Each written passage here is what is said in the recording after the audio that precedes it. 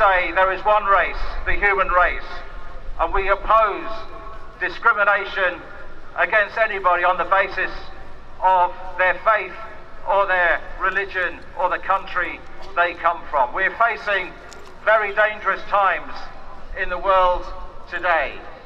It's not just, of course, Trump in America, although he is the most important and most powerful political leader, and what he says really does raise the stakes for us all. But across Europe, we're seeing the rise of the far right. We're seeing here in this country racist and anti-immigrant views at the highest level of our government here in Britain, and we'll be talking about that a bit later on. My name's Martin Mayer. I'm Secretary of Sheffield Trade Union Council, and I'm really honoured that I've been asked to chair this event today, which has been organised by Sheffield Stand Up to Racism. And I want to say on behalf of the trade union movement in Sheffield how much we're in support and very grateful to Sheffield Stand Up to Racism for the activities that they've been organising across this city and raising the whole issue about democratic values, anti-racism, and the need for a fair and inclusive society in which nobody is left behind and nobody is discriminated against. One of the great things to see today is that we have something to celebrate, because at the moment, for the moment, a judge has struck down the Muslim ban. And all of you here, everyone who was down at the town hall on Monday night, all of the people around the world who came out to protest against the Muslim ban, that's part of the pressure that America, that Trump is feeling at the moment. He's hearing, as the sign down in front of me says, refugees are welcome.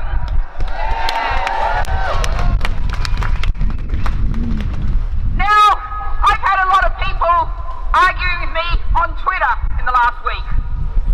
I always have a lot of people arguing with me on Twitter. But they're saying, oh, it's not a Muslim ban. Well, I'm going to quote a Republican called Rudy Giuliani.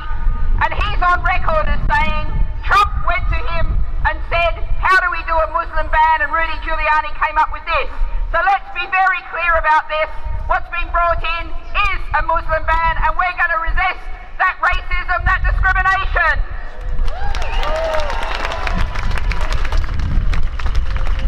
But of course, we're focusing on Trump, and there are some great signs here.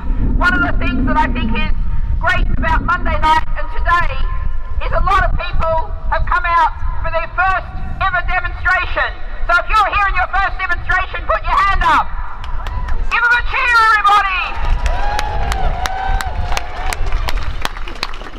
And what we've got here, I see down the sign, scientists against Trump. Let's give them a cheer.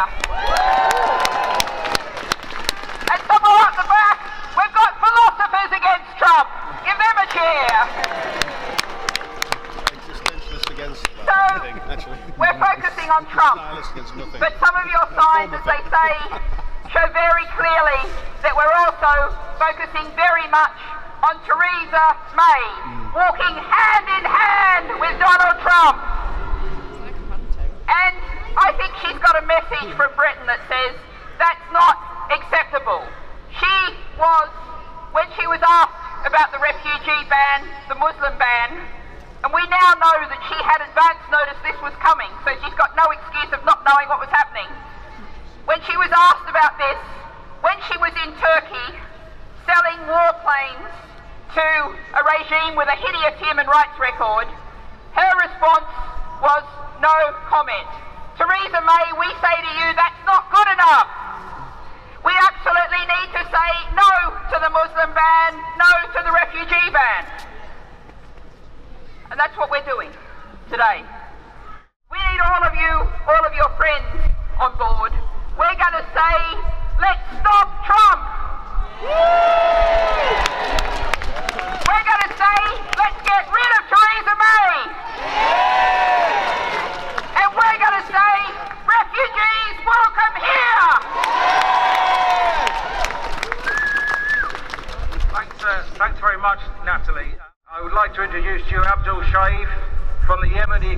the association. A big hand please for Abdul. I've got to move this down a bit because I'm short. Yes, it's really wonderful to see so many people here today from the different communities. I'm so glad because when we're together, when we're united, we will defeat Trump. Our communities need to show that we're infused to mobilize to make sure that he doesn't come for a visit to the United Kingdom. We must stop him. He must not enter the airport. And let me tell you something else as well. The shopkeepers who came out from the Yemeni community in New York yesterday, in their thousands, the people in America, the civil rights movement, the ordinary American people in the street, let's salute them because they've been absolutely wonderful. They've shown Donald Trump that when he talks the language of hate, the language of bigotry, the language of fascism and misogyny, we talk the language of love, the language of understanding, the language of supporting each other, the language of compassion. That's what will defeat Donald Trump. This kind of language, these kind of meetings, these kind of protests are the only way to defeat this fascist. Ladies and gentlemen, I'm so proud of you. I'm so proud today to be a Sheffielder. I was proud Monday night and I'm proud today. Sheffield is a city of steel and we've got to show and send a message from this place. No to the language of hate. No to the ban. No to the Muslim ban. No to the database of Muslims. No to no refugees. Why do we have refugees in this world? We have refugees because we invade other countries. We have ISIS because we invaded Iraq. We have ISIS because we invaded Iraq. ISIS Corporation exists because Tony Blair and George Bush decided to invade Iraq. That's the only reason.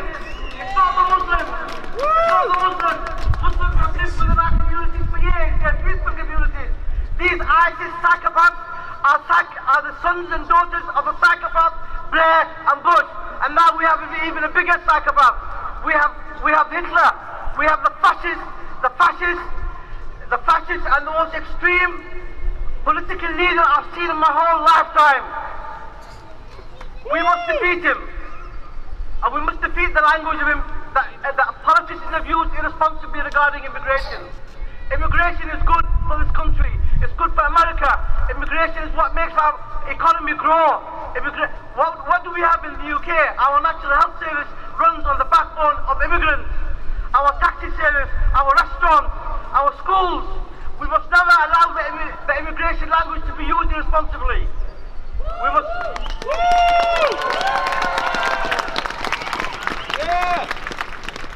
It is that kind of language that was used in the 1930s by Hitler. The Führer, Donald Trump, is using the same language as the Führer Adolf Hitler used in the 1930s. We must not let that kind of language defeat the language of hope, the language of support, the language of compassion. These are the values we all share, whether we're Muslims or Christians or gays or lesbians, we all have that kind of value. Your next door neighbour, your Muslim neighbour is not your enemy. Our enemies are people like Bush and Blair and now Donald Trump. They're the real enemies. They make money for their friends. They make money for the rich. While we as ordinary people suffer the consequences of their hate and their greed. Let's get the bankers in prison, not the refugees. Refugees are drowning in the middle of the sea.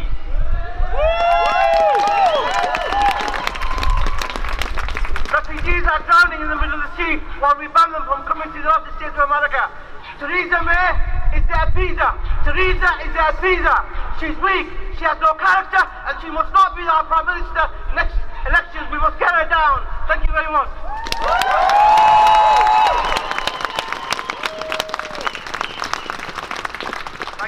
Thank you very much, Abdul.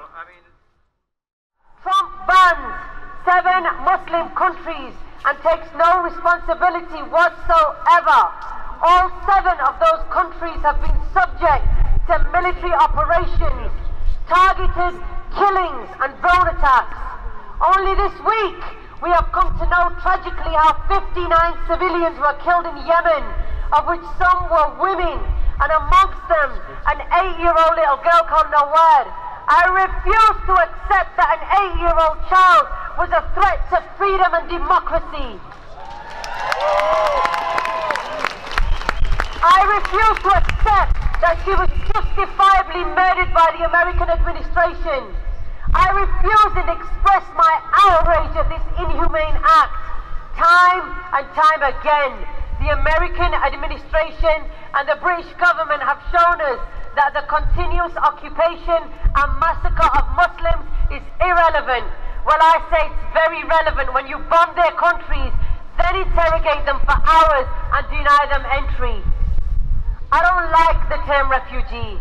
I've always felt that it takes away respect, honor and dignity. It takes away people's reality and humanity and labels them, and we forget that they too are like us, professionals and academics and skilled workers. We must view this through a lens of compassion and ignore the government narrative and media propaganda. I really don't think Donald Trump's agenda is state security, and we need to understand that he has another agenda. To put this in context, post 9/11, the named hijackers were not from any of the countries on the ban list. However, the countries on the ban list are all the countries America has and is terrorizing through its military operations and conduct. Why then is it that he has conveniently left out the countries he has business investments and trade and secures arms deals with? Instead, we have countries banned from where helpless refugees have conducted no attacks on American soil. State security and protection of civilians is key in any nation. So I would like to point out, since 9/11, twice as many people have been killed in the US by far-right groups and Muslims in terrorist attacks. According to data from Europol, that difference is even more significant in Europe. 6 Muslims were killed in cold blood in Quebec, and the outrage and media coverage was next to none. I want to say their names so we can humanize them. Abu Bakr Sabti, Azuddin Sufyan, Khalid Belkasimi, Ibrahima Bari, Abdul Karim Hassan, Mamadou Bari. May God rest their souls. Ameen. The disproportionate response is a message from the political elite to say to Muslims that your values and life do not matter. Surrender yourselves and abandon who you are, and perhaps we will give you some work. People from all walks of life have come together to protect and speak out against this dangerous road that the American administration is leading on. I cannot thank you all enough for your love, support and continuous effort for speaking and standing unapologetically alongside the Muslim community. Here at home, we have equally a challenge that we must unite on. Theresa, the appeaser, will and is mirroring the American administration. Trump will be changing countering violent extremism to countering radical Islamic extremism, making his policies and measure Muslim specific. Here in 2015, it became a statutory duty under Prevent for all to conform to this dangerous strategy, which is designed to victimize and vilify the Muslim community. It is a program that has turned students into suspects, where traditionally universities were a place where dialogue and debate were the pillars of such institutions. Today, in those very places, students fear being reported. Even children have been caught in this damaging policy, having been reported as potential radicals. We have a joint public event meeting coming up Tuesday the 7th of February at 7 p.m. at the United Reformed Church in town on Prevent and why we should dissent. We have joining us amongst many great speakers, Muazzam Beg, Cage Outreach Director and former Guantanamo Bay detainee. Trump made the assertion that torture works. Every single one of us needs to hear from Muazzam himself the truth about torture, Guantanamo, and at national level programs designed to target Muslims. I will see you there. Thank you. Wow, thanks Shezana, that was a fantastic contribution. Our next speaker is a leading trade unionist in this city. She's on the executive committee of Sheffield Trade Union Council, but she's also been a leading light in the fantastic work to create Sheffield unite against racism. It's Maxine Bowler. Big hand for Maxine, please. I like to start with a chant because I think we have to have participation. So I want to start with, stop the hate, stop the fear, refugees are welcome here. Say it loud. Refugees are welcome here. Say it loud, say it clear, Donald Trump's not welcome here. Say it loud, say it clear, Donald Trump's not welcome here. Stop the hate, stop the fear, refugees are welcome here. Stop the hate, stop the fear, refugees are welcome here. And what about, I say hey, I say ho, the Muslim ban has got to go. I say hey, I say ho, the Muslim ban has got to go. Say hey, say ho, the Muslim ban has got to go. Say. And maybe we should say hey and ho to the Seattle judge who lifted the ban this morning. We of course know that Trump will come back again, but it's good because there's real resistance going on to Donald Trump at the moment, all across this country and across the world. And I think today's demonstration reflects the wave of anger that we all feel at this racist, this misogynist, this bully. And we are saying loud and clear, you've got to go. Dump Trump. Fight the bigotry.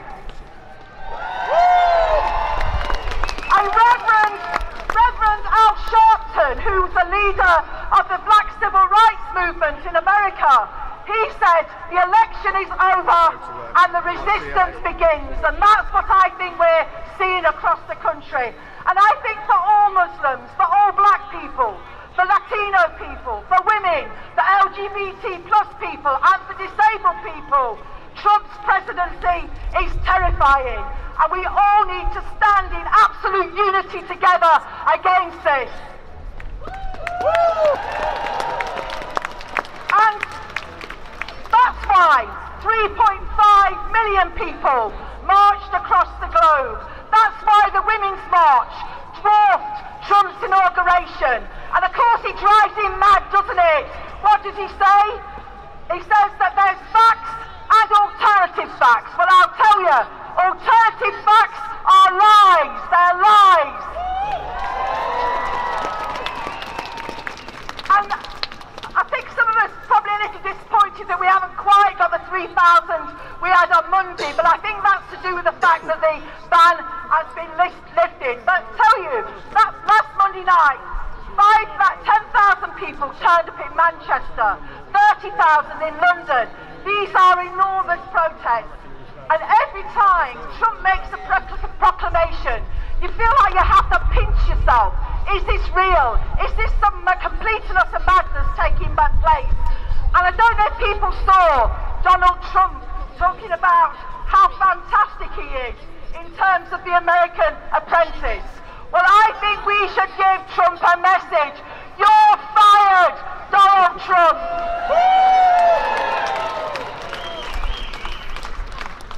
And I think that his attack on immigrants is so bloody hypocritical. You know, if you're in America, if you're not a descendant of the American Indians, then you are the children of immigrants. That country, America, actually just like this country, has been built on waves of immigration, and we should celebrate that because that's what makes this country great.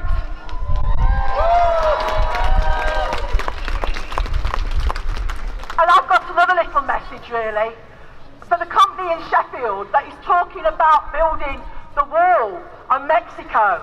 I say to you, you better beware if you think that's acceptable, because we will rip down any wall of hate that is built. And what does a ban on 1.6 billion Muslims say? I'll tell you what it says. It says at one foul swoop that we think you're a problem, that we think that you're a terrorist, and that's why we have to oppose them every inch of the way. It's just like the idea of having a Muslim register, which is what Trump is talking about, is exactly exactly what they did to the Jews in the 1930s when they forced them to wear a yellow star. So that's why we have to oppose it. And I think Shezana said it. It's such hypocrisy. The countries that they are attacking are precisely the countries that they destabilised with their wars, with their invasions.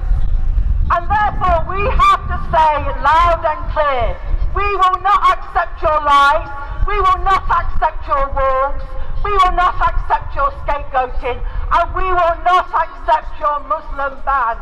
And we are not prepared to see the victims turned into the enemy, because that's what they are trying to do. And we see what that means, haven't we? We saw the attack in Quebec on the mosque there, the burning down of the mosque in Quebec. We saw it in Texas where a mosque was attacked.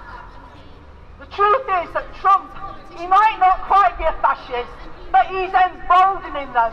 He's making them feel more confident to attack people. And he is driving forward the politics of hate. Well, I'll tell you, here today, we have the politics of hope, because you are the politics of hope, that we can stand together and fight back. So a round of applause for you, really. Woo!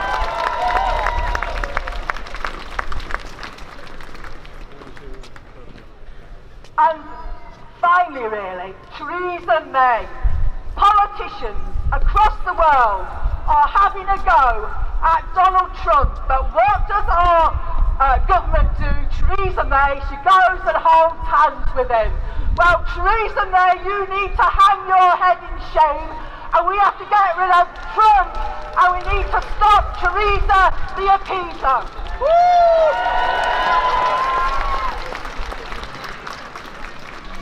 And if it comes to this country, on the 20th there will be a debate in Parliament because of that enormous petition that was launched within 24 hours. And if he comes, on the 20th we will protest to support people in Parliament to say no, he shouldn't come. But if he comes, we will have the biggest demonstration this country has seen.